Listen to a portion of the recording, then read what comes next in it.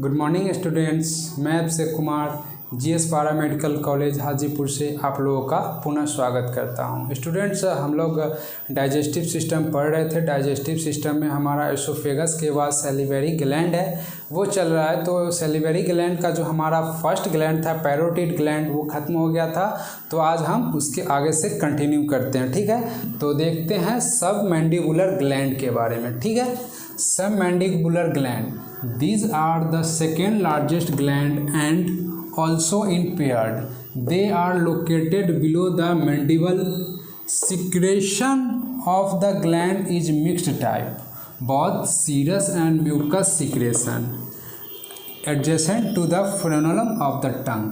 जैसे ये क्या कर रहा है कि हमारा सब मैंडिबुलर जो ग्लैंड है वो क्या सेकेंड लार्जेस्ट ग्लैंड है, ठीक है। और ये क्या होता है, ये भी पेयर्ड में रहता है। जैसे कि हमारा जो पैरोटिड ग्लैंड था वो भी दोनों साइड हो रहा था ओरल कैविटी के, तो ये भी जो है कि सब मैंडिबुलर ग्लैंड है वो भी दोनों साइड उपस्थित हो रहा है, ठीक है। और ये जो सीक्रेट जो कर रहा है, इसमें जो सीक्रेशन जो हो रहा है, ठीक है, ग्लैंड से तो बहुत टाइप का हो रहा है। जैसे कि सीरस एंड म्यूकस का सीक्रेशन हो रहा है, ठीक है। सीरस ग्लैंड और म्यूकस का दोनों का सीक्रेशन हो रहा है, ठीक है। म्यूकस जो कि हमारा जो भी भोजन है उसको चिकना करेगा, और सीरस ग्लैंड है, ठीक है, वो कि हम सेंस ऑर्गन में पढ़ रखे हैं। और ये इसमें कुछ जो अल्फ़ा एंजाइम्स जो होता है उसका सीक्रेशन होता है। अल्फ़ा एंजाइम्स जो होता है वो बेसिकली हम लोग पेंक्रियाज में डीपली पढ़ेंगे। तो इसमें जो एंजाइम्स जो सीक्रेशन जो होता है वो इस प्रकार का होता है, ठीक है। और ये जो हमारा ग्लैंड है सबमैंडिबुलर ग्लैंड है वो कहाँ पे लोकेटेड है, जैसे कि हमारा ये बताया जा रहा है इसमें कि बिलो द मैंडिबल के, ठीक है, मैंडिबल के रीजन में नीचे पाया जाता है, ठीक है। और कहाँ पे, तो adjacent to the frenulum of the tongue, ठीक है, adjacent to the frenulum of the tongue. जैसे हमारा जीभ है, जीभ को अगर हम नीचे देखेंगे, जीभ को अगर ऊपर करके नीचे की ओर देखेंगे तो एक फ्रेनुलम मिलेगा इस प्रकार का, ठीक है। तो उसी के एडजेसेंट यहाँ पे मिलेगा, ठीक है। ये जीभ हमारा है, अगर इसको हम मोड़ते हैं ऊपर की ओर तो नीचे इस प्रकार का बंधन मिलेगा, उसके साइड में ये ऐसा मिलेगा हमको सबमैंडिबुलर ग्लैंड, ठीक है। और इसका जो सीक्रेशन होता है वो डबल होता है, ठीक है। तो अब हम नेक्स्ट देखते हैं sublingual gland. These are the smallest and also in paired glands. These glands secrete mucus, weight 3 to 4 gram, shape like almonds. Sublingual glands open into the floor of the oral cavity below tongue, ठीक है। तो ये बताया जा रहा है कि हमारा सबलिंगुअल जो ग्लैंड है वो क्या है, सबसे छोटा ग्लैंड है। सबलिंगुअल ग्लैंड है वो सबसे छोटा है, और ये भी जो ग्लैंड है वो पेयर्ड में है। ये भी जो ग्लैंड है वो पेयर्ड में है, ठीक है। ये भी जो ग्लैंड है वो पेयर्ड में है। ये क्या चीज़ का सीक्रेट करता है, म्यूकस का सीक्रेशन करता है। वो म्यूकस का सीक्रेशन करता है, जिसका वज़न कितना होता है, 3 to 4 ग्राम होता है। शेप जैसा कि अगर बात की जाए कि देखने में कैसा होगा, तो वो आलमंड शेप के आकार का होगा, ठीक है। और सबलिंगुअल ग्लैंड्स जो है वो हमारा लोकेटेड कहाँ पे, ये भी जैसे कि बात किया जा रहा है, हर जो भी ग्लैंड था हमारा तीन भी, पैरोटिड, सबमैंडिबुलर और सबलिंगुअल, वो भी पेयर्ड में है। तो ये भी जो है ये भी पेयर्ड में है। ये कहाँ पे है, floor of the oral cavity below tongue. हमारा जो जीभ के नीचे है फ्रेनुलम, उसका जो दोनों साइड है, ये हमारा अगर फ्रेनुलम हो गया तो ये दोनों साइड है, वहाँ पे ये हमको सबलिंगुअल ग्लैंड है वो मिल जाएगा, ठीक है। अब हम बात करते हैं कि जैसे हमारा जो ग्लैंड जो फूल जाता है कभी कभी बचपन में, या फिर कोई बच्चा है, ये बरसात का मौसम होता है तो उस टाइम देखा जाता है कि बच्चों का गला जो होता है ना, ये इस प्रकार का गला होता है। तो ये साइड में, कान के साइड में नीचे इस प्रकार का फूल जाता है, ठीक है। तो वो मम्स जो डिजीज़ होती है वो पैरोटिड ग्लैंड में इन्फ्लामेशन हो जाता है, उसकी वजह से हो जाता है। उसको अगर हो जाता है तो पट्टी उट्टी बांधा जाता है या फिर गर्म पानी से सेका जाता है, ठीक है। फिर हम लोग देखते हैं कि हमारा जो सैलिवरी ग्लैंड है वो क्या चीज़ का सीक्रेशन कर रहा है, जो भी कर रहा है वो सलाइवा का सीक्रेशन कर रहा है, ठीक है। तो सलाइवा जो है वो saliva is secreted by salivary gland, ठीक है। Which is control by automatic nerve system. Salivary gland से क्या चीज़ का सिक्रेशन हो रहा है, सलाइवा का सिक्रेशन हो रहा है। सैलिवरी ग्लैंड दैट मीन्स लार ग्रंथि है, जिससे कि सिक्रेशन जो हो रहा है वो लार का सिक्रेशन हो रहा है, ठीक है। तो ये जो कंट्रोल होता है वो नर्व होता है ऑटोमेटिक नर्वस सिस्टम, ठीक है। ये एएनएस सिस्टम क्या होता है, जैसे कि हमारा ये जो सलाइवा का जैसे सिक्रेशन होगा वो कंट्रोल करता है, या फिर हमारा जो चीख होता है, खांसी होता है, वोमिटिंग होता है, ये सब जो कंट्रोल जो करता है वो एएनएस नर्व के द्वारा किया जाता है। छींक का, खांसी का और वोमिटिंग का, ये सब का जो कंट्रोल किया जाता है वो सब एएनएस नर्व के द्वारा किया जाता है, एएनएस नर्व के द्वारा किया जाता है, ठीक है। और इसमें जो ये तो बात हो गई कि एएनएस नर्व के द्वारा कंट्रोल किया जाता है, बट इसमें अगर बात की जाए कौन सा नर्व कंट्रोल हो रहा है, जैसे ये हमारा जो नर्व जो कंट्रोल कर रहा है वो एएनएस के द्वारा कर रहा है, बट इसमें नर्व जो है वो कौन सा नर्व कंट्रोल हो रहा है, तो sympathetic and parasympathetic nerve supply to the salivary gland, ठीक है। इसमें जो दो नर्व सप्लाई होता है वो सिंपैथिक एंड पारासिम्पैथिक जो नर्व है वो दोनों नर्व सप्लाई होता है, ठीक है। इसमें जो नर्व सप्लाई होता है वो दो होता है और एएनएस नर्व के द्वारा कंट्रोल किया जाता है, ठीक है। अब हम लोग देख रहे हैं कि सलाइवरी ग्लैंड है, सलाइवरी ग्लैंड से सिक्रेशन अगर होगा तो किसका होगा, सलाइवा का होगा। तो सलाइवा जो है वो बना हुआ कैसे है, कंपोजिशन देखते हैं सलाइवा का, ठीक है। उसमें क्या होता है, वाटर होता है 99% और इनऑर्गेनिक कंपाउंड जो दो होता है बेसिकली वो सोडियम क्लोराइड और पोटेशियम क्लोराइड होता है। और इसमें जो बेसिकली हम जो पढ़ रहे हैं वो एंजाइम्स का सिक्रेशन कर रहा था ना, तो वो कौन कौन सा है, फर्स्ट में पढ़े थे टाइलिन का, फिर फॉस्फेट का, लाइपेज का, एमाइलेज और म्यूसिन, ये सब जो हमारा एंजाइम है उसका ये सिक्रेशन कर रहा है, किसके द्वारा, सलाइवा के द्वारा। सैलिवरी ग्लैंड से सलाइवा है वो सब इसमें मिलके आता है, ठीक है। इसमें हीमोग्लोबिन भी होता है, इम्यूनोग्लोबिन जो होता है वो 3 प्रकार का होता है बेसिकली। अगर बिग सब तो छोटा ही कम ही मात्रा में होता है, बट अगर इसमें तीनों का रेशियो लिया जाए तो सबसे ज़्यादा IgA का होता है, हीमोग्लोबिन ए का। अब हमारा जो सलाइवा है उसका pH जो होता है वो 6.0 होता है और 6.0 टू 7.0 तक होता है। अगर बात की जाए तो ये स्लाइटली एसिडिक होता है, हल्का एसिडिक होता है। वॉल्यूम जो हुआ वो 600 ग्राम से 600 मिलीलीटर से लेकर 1000 मिलीलीटर तक वो पर डे सीक्रेट करता है सलाइवा का सैलिवरी ग्लैंड से, ठीक है। अब बात कर रहे हैं कि हमारा ये सैलिवरी ग्लैंड हो गया वो 3 प्रकार का हो गया, ठीक है। उसके बाद सैलिवरी ग्लैंड से सलाइवा का सिक्रेशन हो रहा है और ये सलाइवा जो है वो कब सिक्रेट होगा, ठीक है। Condition to saliva secretion when the food comes in mouth, when see food and think about. जब हम भोजन को मुख में लेते हैं तब हमारा सलाइवा का सिक्रेशन होता है, ठीक है। दैट मीन्स लार का सिक्रेशन होता है। When see food and think about, जब हम भोजन को देखते हैं और उसके बारे में सोचते हैं तब हमारे मुख से ओरल कैविटी से सलाइवा का सिक्रेशन स्टार्ट हो जाता है, ठीक है। अब ये हमारा सलाइवा उसका फंक्शन क्या है, moisturisation of mouth, saliva lubricates the food. जैसे कि हमारा ये जो सलाइवा हो गया वो क्या करता है, मॉइस्चराइज करता है हमारा जो सलाइवा है, क्योंकि ये क्या है 99% वाटर है, 99% वाटर है, तो ये क्या करेगा, ये क्या करेगा, मॉइस्चर करेगा। दैट मीन्स ये हमारा मुख को सूखने ना देगा, ठीक है, मॉइस्चराइज करते रहेगा। फिर ये लुब्रिकेंट करेगा, सलाइवा लुब्रिकेंट द फूड। जैसे कि हमारा जो भोजन लेते हैं दांत के द्वारा शुरू होता है, दांत से चबाना, तोड़ना, काटना के बाद क्या होता है, एसोफेगस में जाता है, ठीक है। सैलिवरी ग्लैंड ओरल कैविटी में ही पाया जाता है, ये बात ध्यान में रखना है। सैलिवरी ग्लैंड जो है वो दांत भी ओरल कैविटी में और सैलिवरी ग्लैंड भी है वो ओरल कैविटी में पाया जाता है। तो दांत से काटना, चबाना, तोड़ना और विभाजन के बाद क्या होता है कि भोजन सैलिवरी ग्लैंड से सलाइवा मिलता है, उसके बाद एसोफेगस में जाता है, ठीक है। तो डाउट नहीं होना चाहिए, ठीक है। ये क्या करता है, भोजन को चिकना बनाता है जिससे कि आसानी से हमारा भोजन अंदर चला जाए।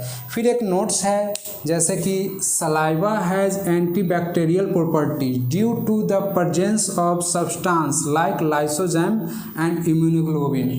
जैसे कि हमारा सलाइवा है तो सलाइवा में जो भी बैक्टीरिया है उसको भी मारना ज़रूरी है ना, क्योंकि हो जाता है। तो ये लाइसोजाइम एंजाइम जो होता है और इम्यूनोग्लोबुलिन होता है वो क्या करता है कि हमारा जो भी सब्सटेंस पदार्थ सलाइवा में उपस्थित होता है, एंटीबैक्टीरियल जो होता है उसको क्या करता है, वो मारता है, जिससे कि हमारा सलाइवा अच्छा रहे और आसानी से हमारा भोजन पाचने में मदद करते रहे। ठीक है, तो यही है हमारा सलाइवा ग्लैंड। तो इससे पहले हम लोगों ने देखा सैलिवरी ग्लैंड के बारे में और सलाइवा के बारे में। अब देखते हैं डाइजेस्टिव सिस्टम में जो हमारा भोजन है वो क्या हो रहा है कि हमारा तित से मस्टिकेशन होने के बाद, सैलिवरी ग्लैंड से सलाइवा मिलने के बाद एसोफेगस के रास्ते स्टोमच में हमारा भोजन आ रहा है। तो स्टोमच के अब देखते हैं कि क्या है। Stomach is a hollow muscular bag like structure.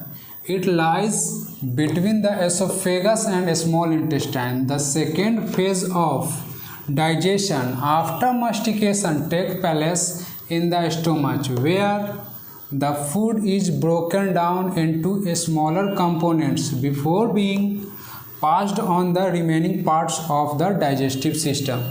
That means ये बताया जा रहा है कि हमारा जो भोजन है, जैसे कि डाइजेस्टिव सिस्टम है, ये स्टोमच है, वो क्या है, ये एक हॉलो मस्कुलर ट्यूब है। दैट मीन्स ये खोखला टाइप का, बैग टाइप का स्ट्रक्चर है, जो कि कहाँ सिचुएटेड है, एसोफेगस एंड स्मॉलर इंटेस्टाइन के बीच में ये स्थित है। ठीक है, और यहाँ पे जो भोजन की जो पाचन की जो क्रिया हो रही है वो सेकेंड फेज है। यहाँ पे सेकेंड फेज हो रहा है। पहला जो हो रहा है वो क्या हो रहा है, मस्टिकेशन हो रहा है। पहला जो फेज है वो मस्टिकेशन का प्रोसेस है। अब यहाँ पे जो सेकेंड फेज है डाइजेशन का, जो एंजाइम्स जो मिलना होता है ये सब इसमें मिल पाता है और गैस्ट्रिक जूस ये सब मिलके आगे भोजन को रिमेनिंग आगे की ओर भेजता है। ठीक है, तो ये बताया जा रहा है कि फूड जो है वो स्मॉलर कंपोनेंट्स में टूटता है। टूटने के बाद क्या होता है कि वो जो टूटा पदार्थ है, जैसे कि हमारा टूटा हुआ भोजन है, वो remaining part of digestive system, जो बचा हुआ पार्ट है डाइजेस्टिव सिस्टम का पाचन तंत्र में, उसमें चला जाता है। ठीक है, तो ये डाइजेस्टिव सिस्टम होता है। फिर डाइजेस्टिव सिस्टम में जैसे में कि हम लोगों ने देख रहे हैं स्टोमच देख रहे हैं, तो स्टोमच का संरचना जैसे कि स्ट्रक्चर है वो कैसा है, एनाटॉमी हमेशा बताता है, shape, size, structure, location and physiology, that means उसका फंक्शन। तो हम लोग बेसिकली उसी को अरेंज करते हुए लेकर चलते हैं। तो हमारा ये जो स्टोमच है उसका जो संरचना स्ट्रक्चर है वो क्या, इंग्लिश जे शेप का है। इंग्लिश जे शेप का है।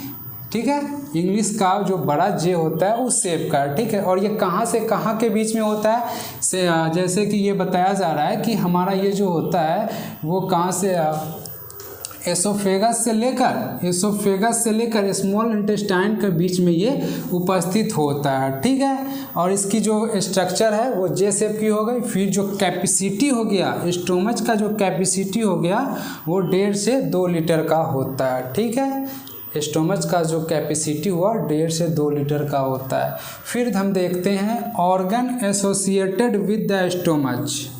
ऑर्गन एसोसिएटेड विद स्टोमच कि हमारा जो स्टोमच है वो उसके आसपास, आगे पीछे, ऊपर नीचे कौन सा ऑर्गन वहाँ पे हमको मिलेगा। ठीक है, तो सबसे पहले देखते हैं सुपीरियरली, दैट मीन्स ऊपर। अगर ऊपर की ओर देखेंगे स्टोमच से ऊपर की ओर तो हमको मिलेगा diaphragm, left lobe of liver. Liver अभी पढ़े नहीं है, आगे पढ़ेंगे कि उसमें 2 लोब होते हैं।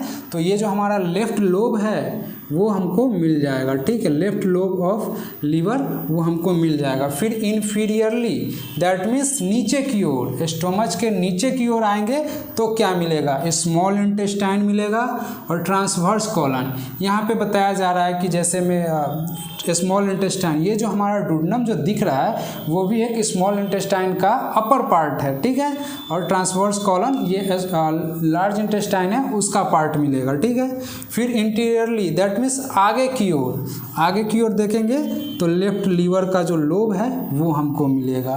फिर पोस्टीरियरली, दैट मीन्स पीछे की ओर, अगर हम लोग स्टोमच के पीछे की ओर देखेंगे तो हमको मिलेगा एब्डोमिनल आरोटा, स्प्लीन, लेफ्ट किडनी और एड्रिनल ग्लैंड।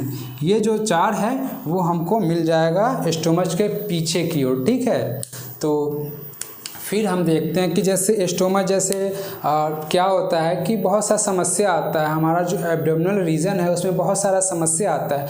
तो डॉक्टर जो प्रिस्क्राइब करते हैं यूएसजी प्रिस्क्राइब कर देते हैं, अल्ट्रासोनोग्राफी के लिए प्रिस्क्रिप्शन कर देते हैं।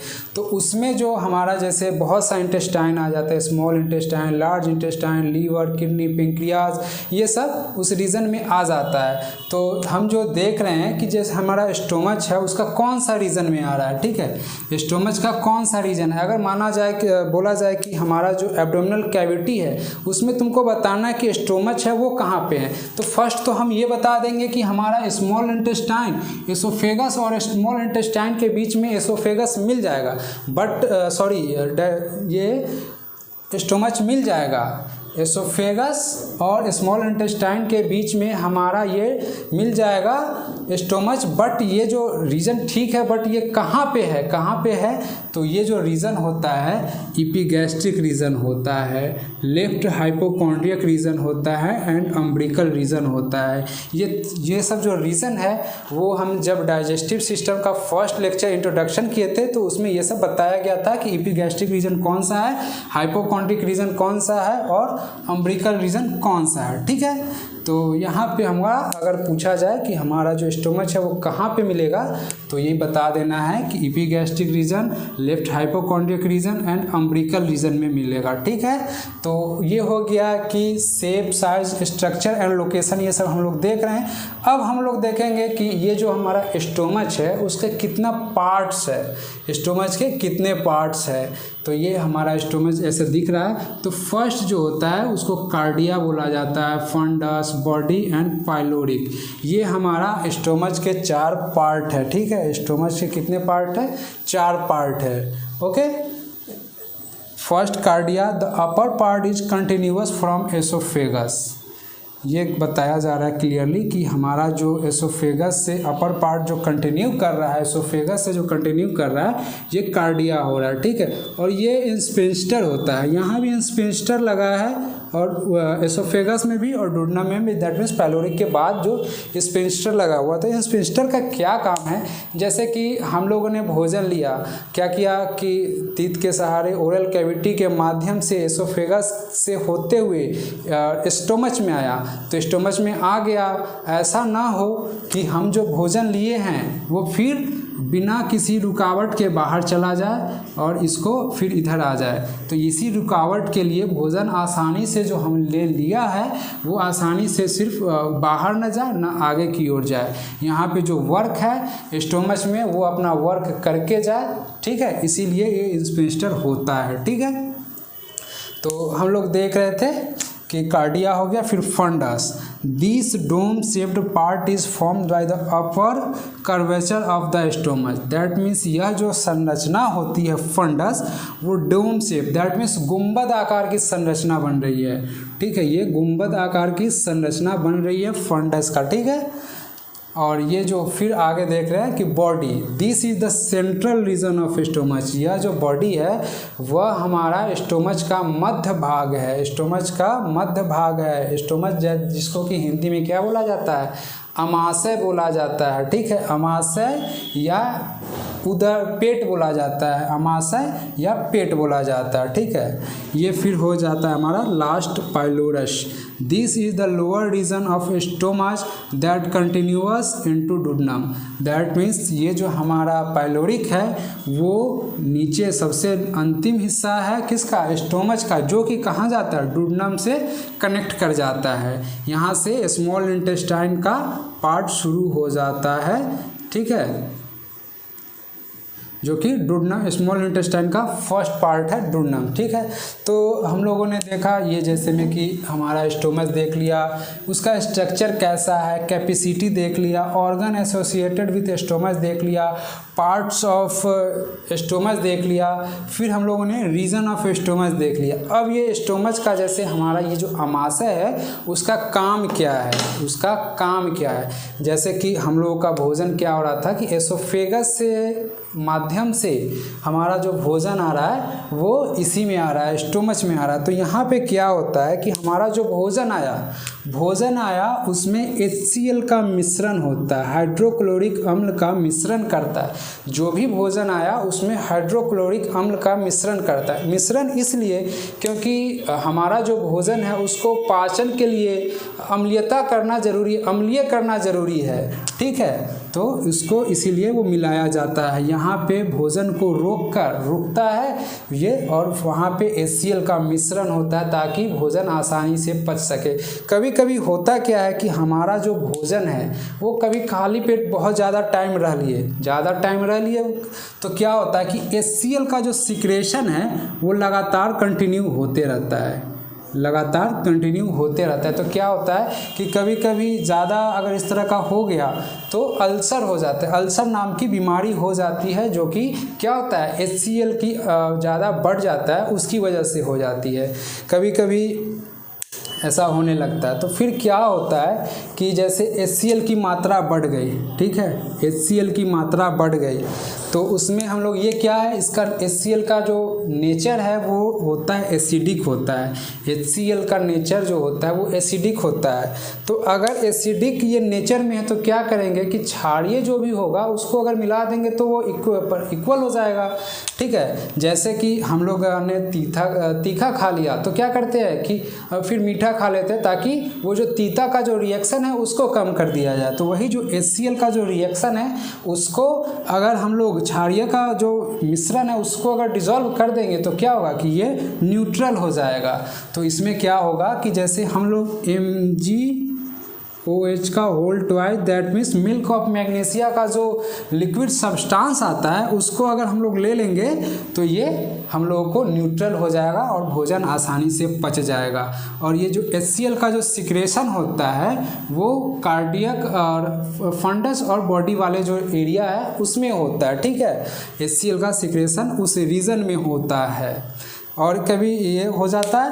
और फिर ये जो हमारा जो बॉडी वाला क्षेत्र है इसमें क्या होता है कि भोजन जैसे यहाँ पे मिल गया, वहाँ से HCl का मिश्रण हो गया, ठीक है। अब क्या होगा कि भोजन जो है वो 4 घंटे के लिए रुका जाता है। रुकता किस लिए, ताकि हमारा जो भी इसमें इंजाइम्स होगा या फिर कोई भी कुछ भी होगा मिश्रण करना, भोजन को डाइजेस्ट करने के लिए वो यहाँ पे मिलेगा, जो भी उसको नेसेसरी होगा वो यहाँ पे मिलता है, ठीक है। तो ये जो हमारा बॉडी वाला क्षेत्र है उसमें भोजन 4 घंटे के लिए वेट करता है, ठीक है। और इसलिए ताकि हमारा जो भी प्रोसेस है मिश्रण का, उसमें जो भी गैस्ट्रिक जूस है वो सब मिलना है वो यहाँ पे मिल जाता है, ठीक है। फिर हम लोगों ने देखा कि ये जो रीजन है पैलोरिक वाला जो रीजन है उसमें गैस्ट्रिक जूस का सिक्रेशन होता है, ठीक है। गैस्ट्रिक जूस का सिक्रेशन होता है जो कि भोजन के पाचन में महत्वपूर्ण होता है, ठीक है। तो इसमें क्या होता है कि ये जो पेप्सिन का जो सिक्रेशन होता है ना, पेप्सिन नामक एंजाइम का जो सिक्रेशन होता है वो स्टोमच के लास्ट रीजन पाइलोरिक वाले क्षेत्र से होता है, ठीक है। तो इसी प्रकार हमारा जो भोजन है वो इसमें HCl को मिश्रण करते हुए 4 घंटा वेट करते हुए और अच्छे से मिश्रण होने के बाद आगे की ओर स्मॉल इंटेस्टाइन में जाता है। और कुछ जो होता है कि हमने पिछले अभी पढ़ा था कि जो ये जो सैलिवरी ग्लैंड है उसमें लाइसोसोम एंजाइम्स जो होता था वो क्या करता था कि उसको मार देता था, ठीक है। तो जो कुछ भी नहीं मर पाता है बैक्टीरिया ये सब, वो इस स्मॉल इंटेस्टाइन इसमें आकर मरता है, ठीक है। ये जो हमारा स्टोमच है उस क्षेत्र में आकर मरता है, इसीलिए 4 घंटा रुकता है, ठीक है। तो हम लोग एक बार फिर से रिवाइंड करते हैं। जैसे कि आज हम लोगों ने पढ़ा सैलिवरी ग्लैंड में सब मैंडिबुलर पढ़ा, सब लिंगुअल पढ़ा, उसके बाद सलाइवा का कंपोजिशन पढ़ा, उसके बाद फिर हम लोगों ने देखा कि क्या हमारा जो सलाइवा है वो कैसे मिश्रण करता है। मिश्रण करने के बाद हमारा जो एसोफेगस हम लोगों ने पढ़ लिया था तो स्टोमच में आता है। स्टोमच में हम लोगों ने देखा कि स्टोमच क्या है, एक हॉलो मस्कुलर ट्यूब है जो कि मास्टिकेशन, दैट मीन्स दांत से चबाने के बाद जो क्रिया होती है वो सेकेंड फेज ऑफ डाइजेशन यहीं पे लेती है। अगर हम स्टोमच को खोजा जाए एब्डोमिनल कैविटी में तो वो कहाँ मिलेगा, एसोफेगस और स्मॉल इंटेस्टाइन के बीच में मिलेगा। अगर रीजन की बात की जाए तो epigastric region, left hypochondriac region and umbilical region इसमें ये मिल जाएगा।